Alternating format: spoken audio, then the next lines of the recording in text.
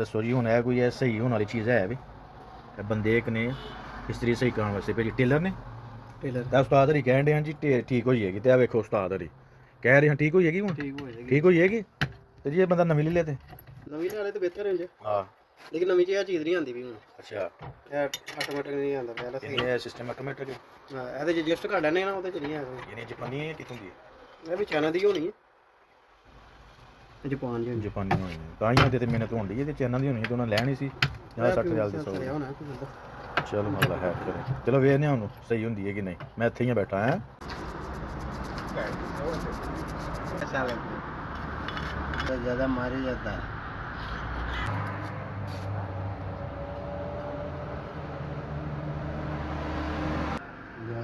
वो जल तो रहा है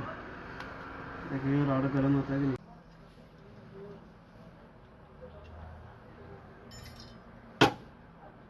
स्पीड छड़नी जाना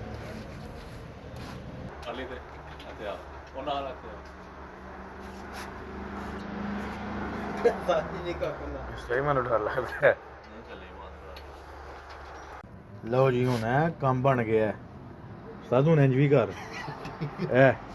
ਬੰਦਾ ਕਾਮਯਾਬ ਹੈ ਜੀ ਕਿਸੇ ਵੀ ਇਸਤਰੀ ਸਹੀ ਕਰਵਾਣੀ ਨਾਰੀਆ ਸ਼ਹਿਰ ਆਈ ਜਾਓ